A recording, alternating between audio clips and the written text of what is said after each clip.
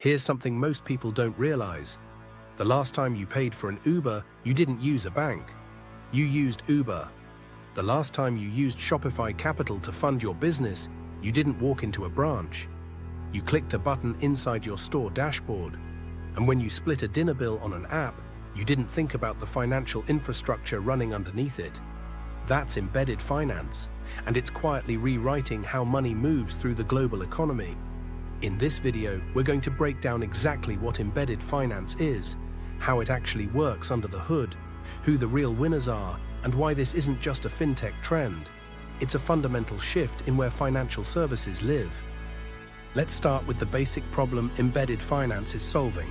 For most of the last century, if you wanted a financial product, a loan, an insurance policy, a bank account, you went to a financial institution, a bank, an insurer, a brokerage. You applied, you waited, you got approved or rejected, and then maybe, if everything worked, you got what you needed. The financial service existed over there. Your life happened over here, and you had to travel between the two every time money was involved. Embedded finance eliminates that gap. It puts the financial product inside the platform you're already using, at the exact moment you need it. You're checking out on an e-commerce site, and a buy now pay later option appears. You're a freelancer getting paid through a platform, and it offers you an instant advance on that payment. You're booking a flight and travel insurance appears preloaded, one click to add. The financial service doesn't ask you to go somewhere else. It comes to you. That's the core idea. Now let's talk about how it actually works, because this is where most explanations fall short. Embedded finance doesn't mean that Uber became a bank. Uber doesn't have a banking license. What it means is that Uber partnered with companies that do have the regulatory infrastructure, and those companies exposed their banking capabilities through AP. Is that Uber plugged into its platform?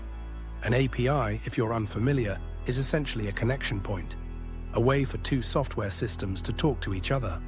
And in the world of embedded finance, there's an entire layer of infrastructure companies called Banking as a Service Providers, or BaaS, whose entire purpose is to make their licensed banking capabilities available to non-bank companies through exactly these connections. Companies like Unit, Synctera, Treasury Prime, and Marqeta have built the plumbing. They hold the licenses, manage the compliance, handle the regulatory burden, and then they sell access to that capability to any company that wants to offer financial products to their customers. Stripe Treasury is another example. It's the infrastructure that lets Shopify offer its merchants a business account without Shopify needing to become a regulated bank. So the chain looks like this. A regulated bank or BaaS provider sits at the foundation. They provide the license and the core financial capability. A middleware layer, the infrastructure company, packages that capability into clean, accessible APIs. And then a platform company, a retailer, a marketplace, a SaaS tool, plugs those APIs into their product and offers financial services to their customers. The customer sees a seamless experience. They have no idea there are 3 or 4 companies involved. Here's the number that puts this in perspective. The global embedded finance market was valued at around $115 billion in 2024. By 2030, estimates put it at over $600 billion. That's not a niche trend. That's a structural reshaping of where financial services get distributed, away from traditional institutions and into the products people actually use every day.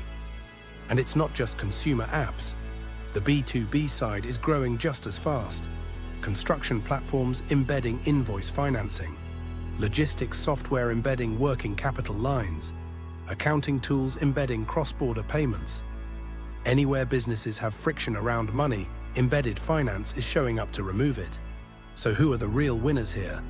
The platforms win because financial services are extraordinarily sticky. Once a merchant is using Shopify Capital, they're not switching to a competitor.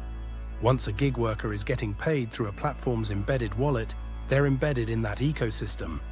Financial products create lock-in that pure software products can't match.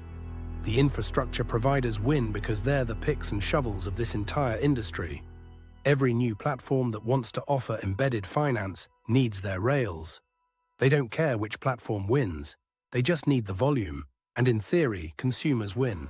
Because financial products that appear at the right moment from a company they already trust, with data that makes approval faster and more accurate, are just better financial products than the ones that required a branch visit and a 2-week wait. The one group that's under pressure, traditional banks, because when a customer gets their business loan through their accounting software, they don't need their bank for that anymore. The relationship is moving upstream to the platform. Here's what I want you to take away from this. Embedded finance is not a feature, it's not a product category, it's a distribution model, and it's winning because it meets people where they already are at the moment they actually need financial services. Every major platform you use is either already embedding finance, actively building the capability, or evaluating whether to. The question for the industry isn't if this happens, it's how fast and who controls the relationship. If you want to go deeper on how the BaaS infrastructure layer specifically works, the companies building it, how they make money, and what the regulatory landscape looks like, that's the next video. Watch it here. And if this breakdown was useful, subscribe. We put out 2 videos a week on the infrastructure and business models behind modern finance. No hype, just how it actually works.